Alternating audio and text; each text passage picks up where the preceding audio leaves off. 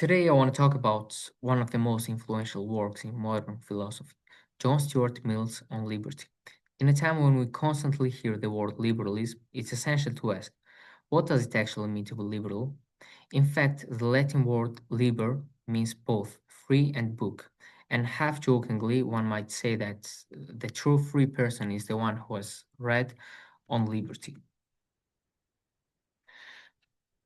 Liberalism is a philosophy that places freedom at the center of its moral and political vision. Its key principles, if we rank them, are liberty. Second has to be equality, because liberty without equality logically doesn't exist. Third should be universality, meaning that none of the above should be restricted to anyone. And the fourth one is belief in progress, the idea that humanity can and should improve itself through reason, discussion, and tolerance. 20th century's one of the biggest philosophers, Martin Heidegger, when he was talking about Aristotle's biography, said that he was born, he worked, and he died. But there are some individuals whose work is impossible to understand without understanding their life. One of them is John Stuart Mill. Mill's life itself is a fascinating example of how philosophy shapes the person. His father, James Mill, began teaching him ancient Greek at 3 years old, Latin, maths, and history at 7, and at 12 years old he was learning the logic of metaphysics, philosophy, and ethics. By 16, he was publishing essays, yet this intense education came without art, poetry, or emotion. And at 20, Mill suffered a mental crisis. He later wrote that what saved him was not reason, but poetry and beauty.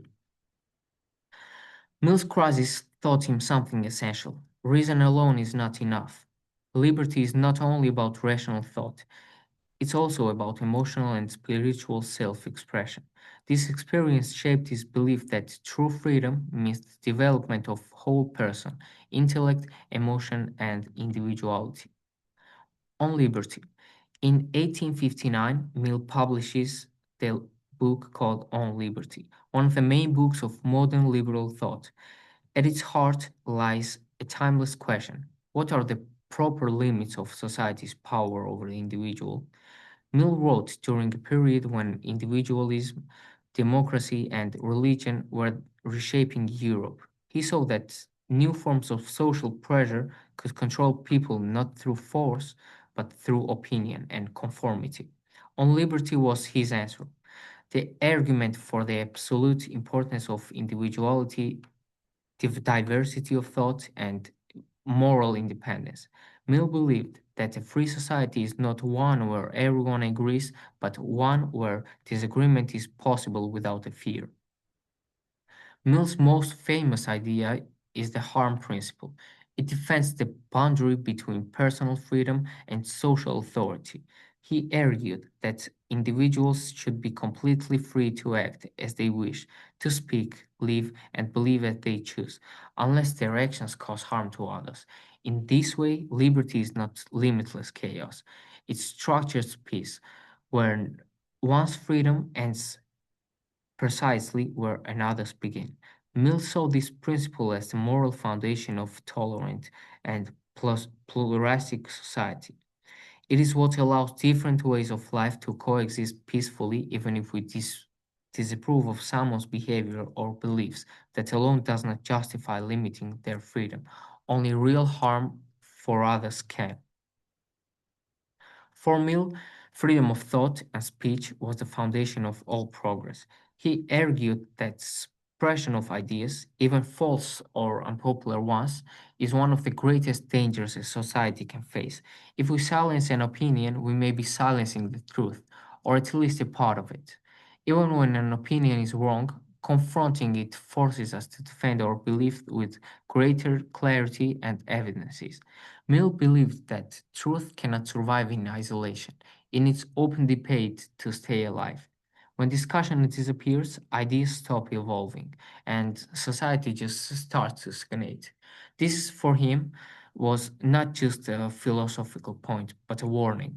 Intellectual freedom must be protected if we are to remain truly human and truly rational. Mill extended the same respect for freedom of speech to freedom of lifestyle. He argued that individuals have the right to live as they wish, even in the ways others may find strange, foolish, or immoral, as long as they do not harm anyone else. Society, he said, should learn to tolerate harmless differences rather than punishing them. He believed that individuality, the courage to live by one's values, is essential to human development. Ecocentric people, unconventional artists, and bold thinkers all expand the boundaries of what human can become. Without them, the world should be filled with obedience, but empathy of progress. As Mill puts it, the human faculties of perception, judgment, and reason can only be exercised by making one's own choices. Mill warned that even democratic societies can become oppressive through what he called the tyranny of majority. In such cases, it's not the government that silences people, but society itself, through judgment, ridicule, and exclusion. When the majority believes its values are unquestionably right, it begins to treat different opinions as threats. The result is conformity disgusting and democracy. Mill urged that true liberty means protecting the minority, not only ethnic or political minorities, but anyone whose voice challenges the dominant view. Democracy, he wrote, must be limited by principles of justice and individual rights. Otherwise, it becomes merely another form of control. To explain his idea of liberty, Mill often contrasted the ancient and modern understanding of freedom. In ancient democracies like Athens, freedom meant participating in collective power, having a voice in public affairs, but individuals had little protections from that collective will. The same democracy that allows free citizens to rule could also execute someone like Socrates for thinking differently. Modern liberal democracies, on the other hand, focus on protection from interference, the right of the individual to be left alone in matters of thought, faith, and lifestyle. Mill saw this shift as civilization's greatest achievement, the recognition that the worth of society depends not only on power of its own majority, but on the freedom of its individuals. Mill's idea remains profoundly relevant in the modern world. Even today, the same tension between liberty and authority continues to shape our societies. We often assume that democracy automatically protects freedom, but as Mill warned, that is not always the case. A government elected by the majority can still become oppressive if it silences minorities or limits free discussion. In our own century, we see new challenges. Governments using surveillance to control citizens, online platforms shaping what people feel safe to say, and public opinions becoming a kind of a digital majority that punishes dissent. Mill's philosophy remains as that true democracy is not just about voting of majority rule. It is about protection of individuals' rights and space for independent thought and the courage to defend those who disagree with us. His message is timeless. Liberty must be protected not only from tyranny but also for conformity. Mill stands as a bridge between the classical world and modern liberalism.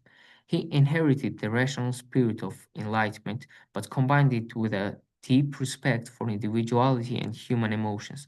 His writings influenced later thinkers like Isaac Berlin, Karl Popper, and many human rights theorists who built the framework for modern liberal democracies. Mill thought that liberty is not the absence of responsibility, but its foundation. A civilized society depends on people who are free and self disciplined, independent and respectful of others' thoughts. His vision of progress is not only technological or political, but moral, a belief that humanity improves when individuals are allowed to grow through expression, discussion, and diversity of life. In this sense, On Liberty remains more than a philosophical text. It is called to protect the conditions that make civilization itself possible. To conclude, Mill's philosophy reminds us that liberty is not merely a political privilege, it is a moral necessity. It allows both society and the individuals to grow. Thank you for your attention.